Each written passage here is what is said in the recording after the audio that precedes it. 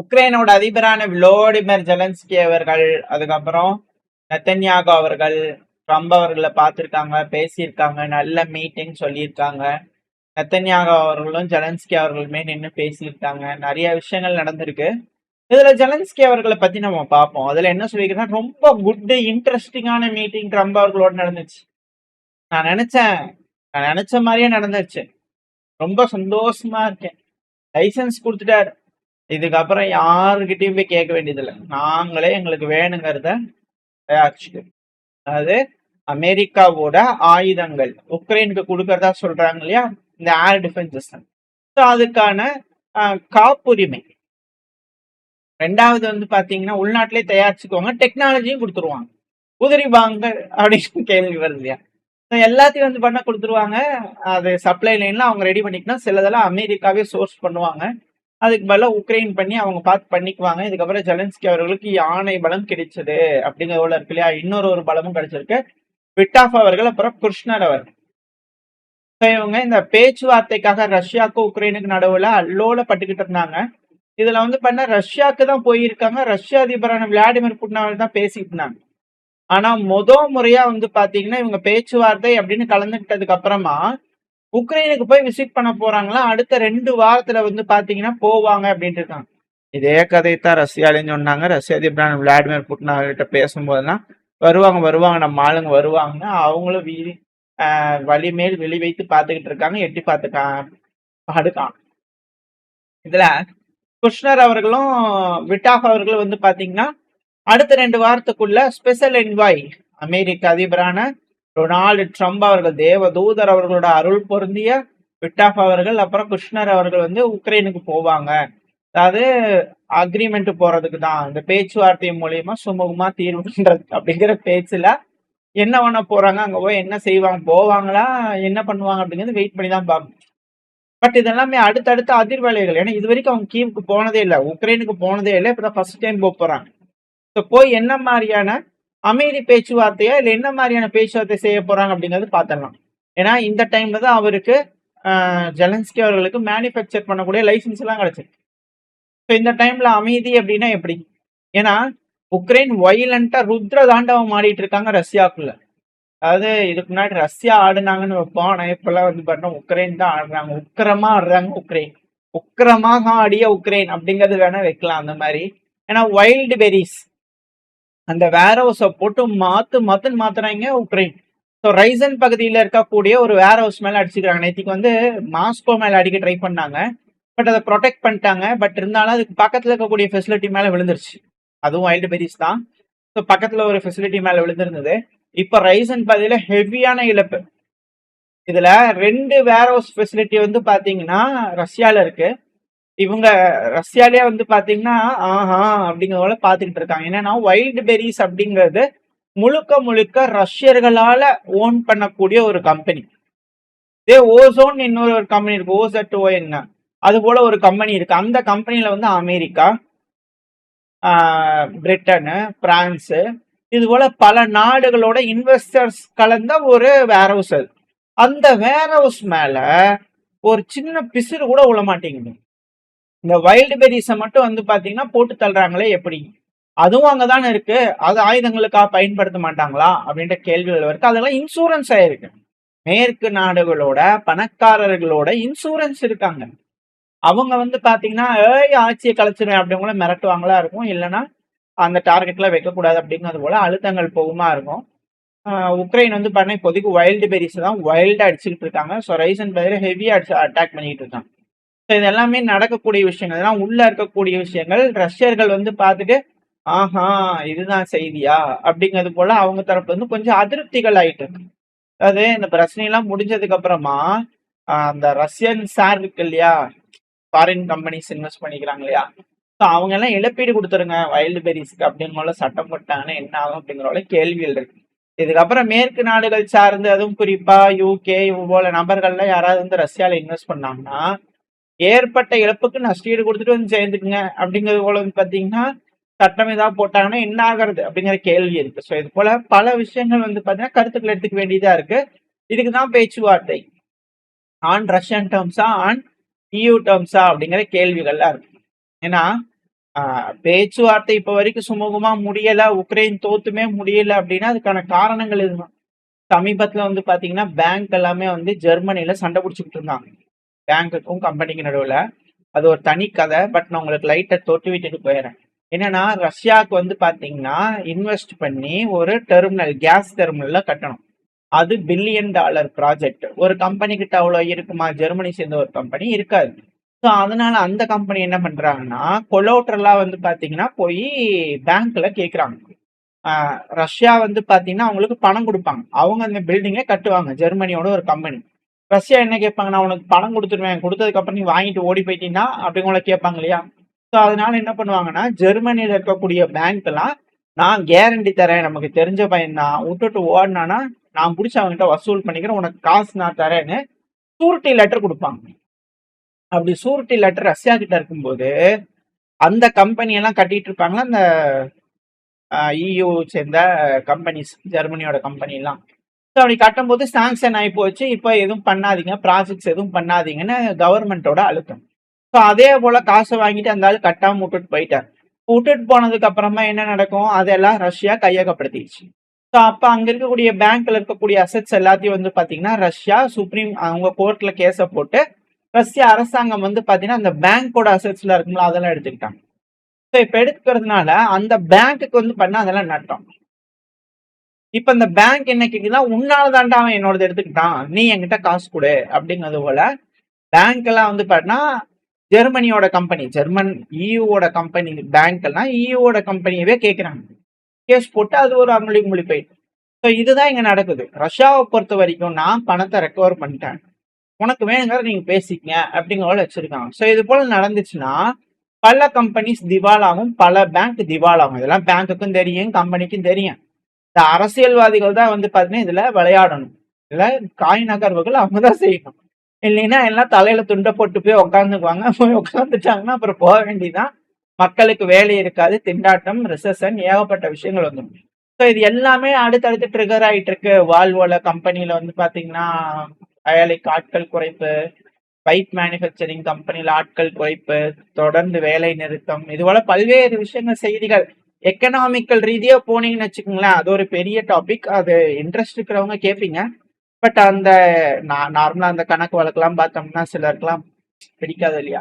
So அதனால உங்களுக்கு நான் மேம்போக்கா சொல்லிட்டு போனோம். ஸோ இது போல விஷயங்கள்லாம் அங்க போயிட்டு இருக்கு. இப்போ ரஷ்யாக்குள்ள வந்து பாத்தீங்கன்னா இப்ப மீண்டும் இன்வெஸ்டர்ஸ் உள்ள போறாங்கன்னா அவங்களுக்கு என்ன மாதிரியான திட்டங்கள் கொடுப்பாங்க? வெளியே இருக்கிறவங்க நம்மளுக்கு எதுவும் தெரியாது. உள்ள அங்க போகும்போது வந்து பார்த்தா அந்த சிக்கல்கள்லாம் இருக்கும். வெயிட் பண்ணி தான் பார்க்கணும் எப்படி இதெல்லாம் நடக்க போகுது அப்படின்னு சொல்லிட்டு. இது எல்லாம் இம்பாக்டை ஏற்படும். ஏன்னா ஜெர்மனி அப்படிங்கும்போது அங்க ஒரு கம்பெனி திவாலாகிறதுனால நம்மளுக்கு என்ன ஆயிடும் அப்படிங்கிற கேள்வி இருக்கும். அங்க ஒரு கம்பெனி திவாலாச்சுன்னா அங்க பல நபர்களுக்கு வேலை வாய்ப்பு போகும். அங்க வேலை வாய்ப்பு போச்சுன்னா, உதாரணத்துக்கு சொல்றேன், எங்க ஊரு இருந்து பனியன்லாம் தைச்சு அனுப்புறாங்கன்னா அங்க வாங்குவாங்களா? அவங்களுக்கு சாப்பாட்டுக்கு வழி இல்லாம இருந்தாங்கன்னா வாங்க மாட்டாங்க. அப்ப நம்மளுக்கு என்ன ஆகும்? நம்மளுக்கு எக்கனாமிக்கலி ப்ராப்ளம் ஆகும். ஸோ ரிசெஷன் அப்படிங்கிறது அப்படி லூப் ஆகி ஒரு நாடையும் உள்ள இழுத்து விட்டுரும். ஸோ அப்படி லூப் ஆகி ஒரு நாடையும் உள்ள இழுத்து விட்டுச்சுன்னா சிக்கல் தான். இதுதான் வந்து இது நான் மேம்போக்கா சொல்லியிருக்கேன். இன்னும் நிறைய டீப்பா இருக்கு. எக்கனாமிக்கலி டேர்ம்ஸ் பேசுறவங்க அந்த மாதிரி உங்களுக்கு புரியுதுன்னா, உங்களுக்கு பிடிச்சிருந்ததுன்னா சொல்லுங்க. நம்ம ஒரு வீடியோல நான் தெளிவா உங்களுக்கு அக்குவேர் ஆணிவேரியா டீட்டெயில்ஸோட தரேன். பட் இது ஒரு சின்ன ஒரு விஷயம், அது மாதிரி போயிட்டு இருக்கு. இது போல இன்ஃப்ராஸ்ட்ரக்சர்ஸ் அடிக்கிறதுனால பெரும் இம்பாக்ட் ஏற்பட்டு இருக்கும். ஒரு நாட்டுக்குள்ள அடிக்கிறதுனால காஸ்ட் ஆஃப் வார் அப்படிங்கிறது பல நாடுகளுக்கு ஏற்படுது. ஸோ உக்ரைன் இப்ப ரஷ்யாக்குள்ள அடிக்க ஆரம்பிச்சிருக்காங்க. ரஷ்யா உக்ரைன் சும்மா ஓடுவாங்களா? இரான் ட்ரோன்கள் தேடி தேடி வேட்டையாவது உடசால தொடர்ச்சியா அடிக்குது. அடுத்த செட் ஆஃப் ட்ரோன்கள், சீரீஸ் ஆஃப் அட்டாக்ஸ். எப்படி வந்து அசோவ்ல ஒரு தடவை அடிச்சதுக்கு தினமும் அடி வாங்குறாங்க இது போல உக்ரைன். அங்க இருக்கக்கூடிய டிரான்ஸ்போர்ட் போர்ட் மிக்கலேவ் ரீஜன்ல இருந்து கீழே கருங்கடல் வரைக்கும் ஃபுல்லா அடிக்கிறாங்க ரஷ்யா. ஒரு கப்பலை விட மாட்டாங்க, எந்த கப்பலும் இப்ப என்டர் ஆக மாட்டேது. தானிய ஏற்றுமதிக்குன்னு சொல்லி ஒரு காரிடோர், சேஃபான காரிடோர் உருவாக்கியிருந்தாங்க. துருக்கியில உட்காந்து பேசி ஒரு ஒப்பந்தம் கொண்டு வந்து எல்லாம் பண்ணியிருந்தாங்க. அமெரிக்கா வந்து பாத்தீங்கன்னா சரி ஓகே பாத்துக்கலாம், பண்ணிக்கலாம், உலகத்தின் நன்மைக்காக அப்படிங்கலாம் பேசியிருந்தாங்க. இப்ப அந்த கிரெயின் காரிடோர் அப்படிங்கிறது கம்ப்ளீட்டா பிளாக் ஆயிடுச்சு. இந்த எல்லோ கலர்ல டாட்டா இருக்கு, அதெல்லாம் கம்பெனி இது டேங்கர்.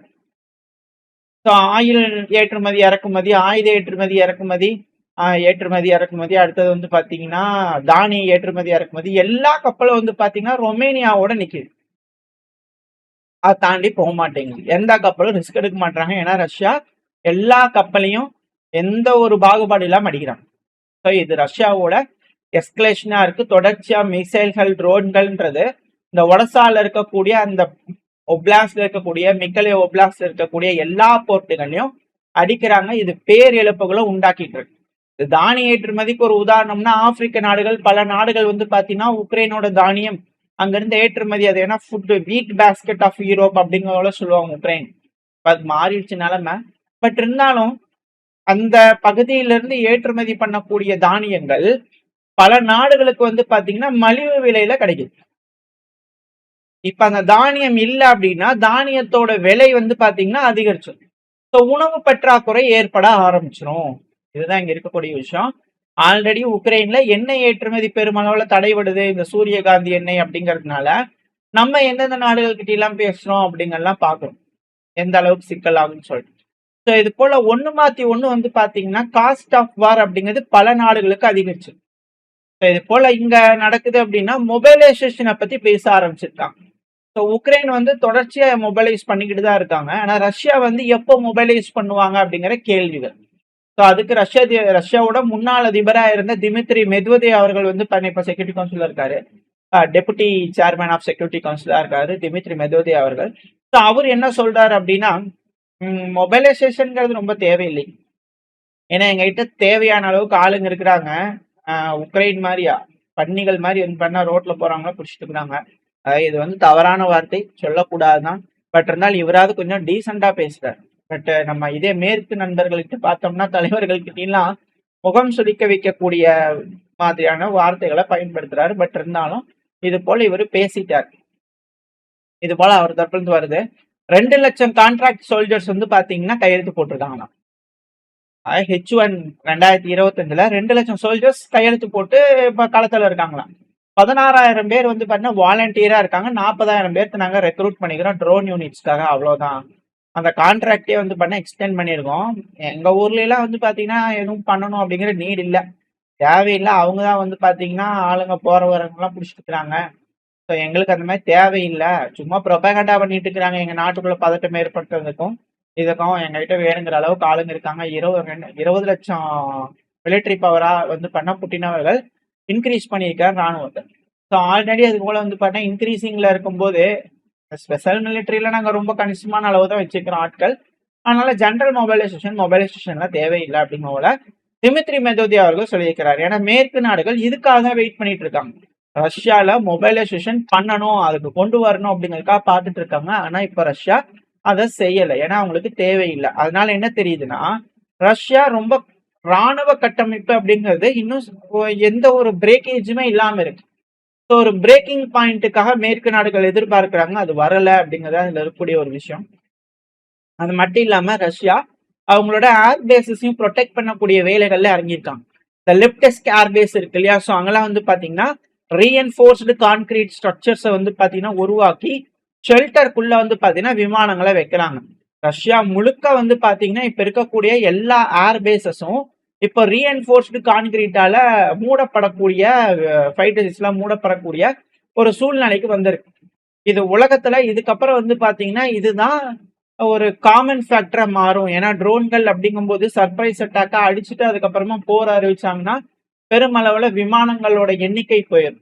அது இந்த ஆபரேஷன் ஸ்பைடர் வெப் அப்படின்னு சொல்லும் போது பெரும் இழப்புகள்லாம் ஏற்பட்டிருந்தது இல்லையா. ஸோ அதெல்லாம் தவிர்க்கணும் அப்படின்னா இது போல ஸ்ட்ரக்சர்ஸ் கொண்டு வரணும். இதனால எல்லாத்தையும் தடுத்துட முடியுமானா முடியாது. ஆனா இது போல ஹேங்கர்ஸ்ல விமானம் இருக்கா இல்லையா அப்படிங்கிறத ட்ரோன்கள்னால கண்டுபிடிக்க முடியாது. இந்த ஹேங்கர் மேல இருந்து பாக்குறதுக்கு இருக்கும், இதுல சென்டர்ல போய் அடிச்சிடலாம்ல அப்படிங்கிற போய் அடிச்சிங்கன்னா விமானம் வந்து வேற ஒரு சைட்ல வச்சிருப்பாங்க. ஸோ அதனால கால்குலேட் பண்ணி அடிக்க முடியாது. ஹேங்கர்ல அடிச்சிருச்சுனாலே அது வந்து இழப்பு அப்படிங்கிறதையும் சொல்ல முடியாது. ரெண்டாவது இந்த ஹேங்கர்ஸ்ல வந்து பாத்தீங்கன்னா இருக்கக்கூடிய லேயர் அந்த ட்ரோனோட இம்பாக்ட் ஃபர்ஸ்ட் இம்பாக்டை தடுத்துருது. ஸோ இதனாலேயும் வந்து பார்த்தீங்கன்னா ப்ரொடெக்ஷன் அதிகரிக்குது. இதனால விமானங்களை ப்ரொடெக்ட் பண்ணக்கூடிய விஷயம் ரொம்ப அதிக அளவில் இருக்கு. ஸோ அடுத்த கட்ட பாதுகாப்புக்காக ரஷ்யா வந்து பண்ண போயிட்டு இருக்காங்க. ரஷ்ய அதிபர் விளாடிமிர் புட்டினும் பாதுகாப்பை பத்தி பேசியிருக்காரு. ஸோ ஸ்பெஷல் மிலிட்டரி ஆப்ரேஷனோட ஜோனை இன்க்ரீஸ் பண்ணோம் அப்படிங்கிறது போல பேசுறாங்க. ஸோ இதுக்கப்புறம் கர்கிவ், சுமி, செர்னிகிவ் இந்த பகுதிகள் எல்லாமே உக்ரைன் இழக்கிறதுக்கு வாய்ப்புகள் அதிகம். இதுக்கப்புறம் அந்த சைட்ல கான்சென்ட்ரேஷன் அதிகமா இருக்கும் அப்படின்னு சொல்றாங்க. ஏன்னா உக்ரைன் ஏவக்கூடிய அந்த ட்ரோன்கள், மிசைல்கள்லாம் உக்ரைனோட பகுதிகளில் வச்சே நம்மளால டவுன் பண்ணிட முடியும். ஸோ ரஷ்யாக்குள்ள வர்றதுக்கு டைம் இருக்கும். அந்த டைம்ல நம்மளுக்கு அதை டவுன் பண்றதுக்கு இன்னும் ஒரு கூடுதலான டைம் கிடைக்கிறதுனால ஈஸியாகவும் இருக்கும் அப்படிங்கிறது போல. ஸோ இந்த ஆப்ரேஷனல் ஸ்பேஸ், அவங்களோட பஃபர் ஜோன் இது எல்லாத்தையும் எக்ஸ்பேண்ட் ஆக உக்ரைனோட பகுதிகள் மேலும் பறிவாய்கிட்டே இருக்கு. இந்த பிரச்சனை இன்னும் எந்த அளவுக்கு போக போகுது, எந்த அளவுக்கு எஸ்கலேஷன் ஆக போகுது, இல்ல விட்டாஃப் அவர்கள், ஜெயட் கிருஷ்ணர் அவர்கள் பேச்சுவார்த்தையோட எஃபர்ட்னால பேச்சுவார்த்தை பண்ணி பிரச்சனையை முடிப்பாங்களா, என்ன நடக்க போகுதுன்றதை வெயிட் பண்ணி பார்க்கலாம். ஓரளவுக்கான தகவல் இந்த பையில பார்த்துருப்போம். இந்த பதிவு உங்களுக்கு பயனுள்ளதா இருந்துச்சுன்னா லைக் பண்ணிட்டு உங்க ஃப்ரெண்ட்ஸ் நம்மள ஷேர் பண்ணிக்கோங்க. அது கூட மறக்காம நம்ம சேனல் சப்ஸ்கிரைப் பண்ணலாம், மறக்காம சப்ஸ்கிரைப் பண்ணிக்கோங்க. உங்களோட கருத்துக்களை கமெண்ட் செக்ஷன்ல சொல்லுங்க. இந்த பதிவு நல்லா இருக்கும்னு நம்பிக்கை அடுத்த பேர் உங்களை சந்திக்கிறேன். அது வரைக்கும் ஸ்டே சேஃப். பை.